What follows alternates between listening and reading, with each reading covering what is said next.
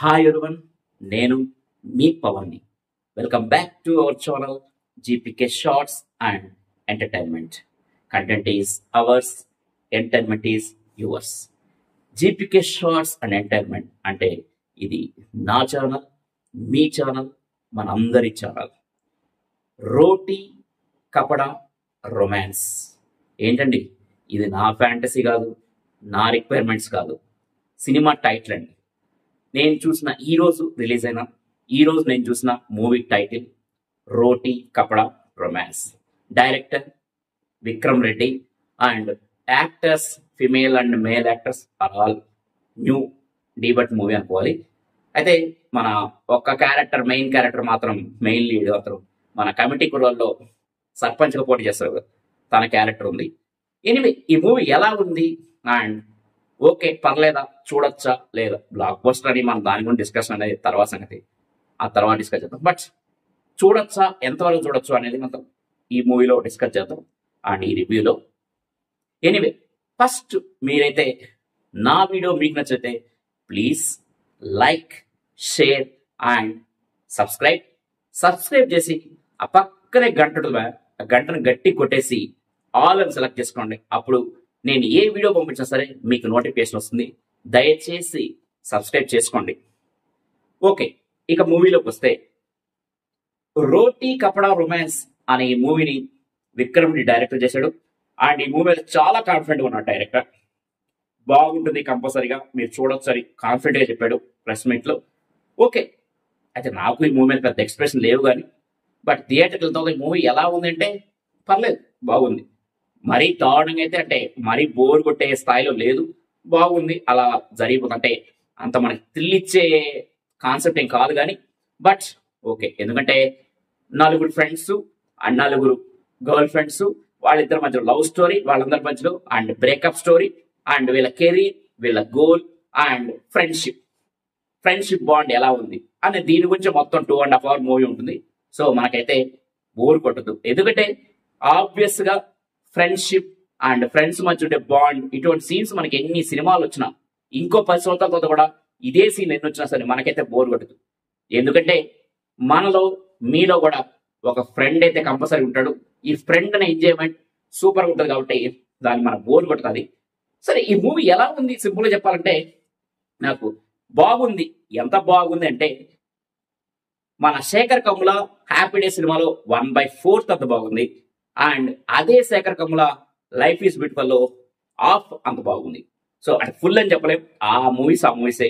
కానీ నలుగురు ఫ్రెండ్స్, వాళ్ళ stories and life goals, friendship bond, ఇవన్నీ ఏ సినిమాలు వచ్చినా సరే మనకు ఒకటే గుర్తుంటుంది. ఈ మధ్య కొత్తగా మ్యాడ్ వచ్చినవే, మనకు గుర్తుండే సినిమాలు రెండే. ఫస్ట్ ఒకటి హ్యాపీ డేస్ అండ్ ఇంకోటి life is beautiful and of course mad.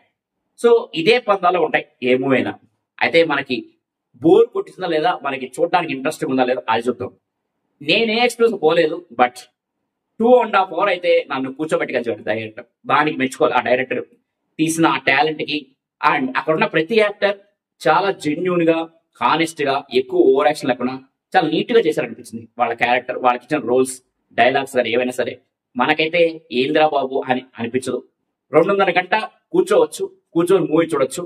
అక్కడే విక్రమ్ రెడ్డి సక్సెస్ అయ్యాడు. ఫస్ట్ ఆఫ్ ఆల్ ఈ మూవీ హిట్టా పట్టా తర్వాత, బట్ 2.5 గంట వచ్చిన ఆడియన్, అంటే ఎటువంటి ఎక్స్ప్రెస్ లేకుండా వచ్చిన ఆడియన్ ని కూర్చోబెట్టగలిగాడు థియేటర్లు, అంటే అక్కడే విక్రమ్ రెడ్డి సక్సెస్ అయ్యాడు. కాబట్టి అంత కాన్ఫిడెన్స్ బాగున్నాయి. కొంతవరకు కొన్ని సీన్ల వరకు లవ్ అండ్ ఆ లవ్ ఎమోషన్స్, బ్రేకప్స్, ఎలా అమ్మాయిలు వీళ్ళని యూజ్ చేసుకుని వదిలేస్తారు అండ్ వీళ్ళు బ్రేకప్ వల్ల ఎంత డ్యామేజ్ అయింది వీళ్ళ లైఫ్ లో. అండ్ అదేవిధంగా అమ్మాయిలు కూడా కొంతమంది, ఒక ఇద్దరు ఇలా ఉంటారు, ఒక ఇద్దరు అలా ఉంటారు. సో అబ్బాయిల వల్ల అమ్మాయిలు ఒక ఇద్దరు డ్యామేజ్ అవుతారు. సో వాళ్ళ లైఫ్ లో వచ్చిన చేంజెస్ ఏంది అని చాలా బాగా చూపించాడు.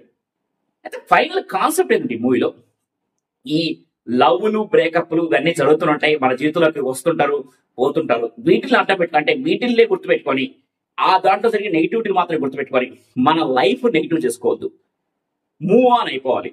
అండ్ ఆ సిచ్యువేషన్ ఆ రోజు ఎందుకు జరిగింది, నీకు అనుకూలంగా లేకపోయినంత మాత్రాన అది మొత్తం నెగిటివ్ అని కాదు, అది ఎందుకు జరిగిందని ఒక్కసారి ఆలోచించగలిగి మనం పాజిటివ్ మైండ్ సెట్ పెట్టుకుంటే కంపల్సరిగా లైఫ్ లో ఏదైనా సాధించవచ్చు అండ్ హ్యాపీగా ఉండొచ్చు.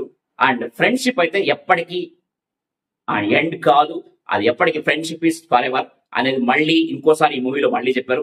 బాగుంది, మనకి ఎన్నిసార్లు చెప్పినా అది వినడానికి బాగుంటుంది. సో ఈ లవ్ ఈ కొత్త పాయింట్ ఏంటంటే మనం ఎలా మనకు అనుకూలంగా జరగలేదు కదా అని చెప్పి మాత్రం దాన్ని నెగిటివ్ గా తీసుకోవద్దు. వాళ్ళు ఇలా చేసాం అలా చేసాం నెగిటివ్ గా పెట్టుకుంటే మైండ్ సెట్ అది మనకే ప్రమాదం, మన లైఫ్ కే ప్రమాదం. సో అలా మూవ్ అని అయిపోవాలి అని చాలా నీట్ గా పర్ఫెక్ట్ గా అంటే ఎక్కువ ఎటువంటి ఓవర్ డ్రామాస్ లేకుండా నీట్ గా చూపించాడు. అండ్ ఈ మూవీలో ఇంకో కొంచెం స్పెషల్ ఏంటంటే ఎటువంటి వేరే యాక్టర్లు ఎవరు లేరు బాయ్, కామెడీ యాక్టర్స్ కానీ కామెడీ కానీ ఏమీ లేదు. ఓన్లీ 4 హీరోలు 4 హీరోయిన్లు. ఇది మాత్రమే మూవీ, వీళ్ళు మాత్రమే ఈ 8 మంది మాత్రమే మూవీ నడిపించారు. ఇంకెటువంటి వేరే క్యారెక్టర్ తో పని లేదు. సో కాబట్టి 2.5 hours మనల్ని కూర్చోబెట్టారంటే ఇది కూడా ఒక కారణం ఉండాలి. ఎందుకంటే ఈ కామెడీ అన్ని రెగ్యులర్ ఉన్నాయి, కానీ చెప్పాలనుకున్న కాన్సెప్ట్ ని పర్ఫెక్ట్ గా చెప్పగలిగి ఆ విషయంలో అయితే డైరెక్టర్ కొంతవరకు సక్సెస్ అని చెప్పాలి.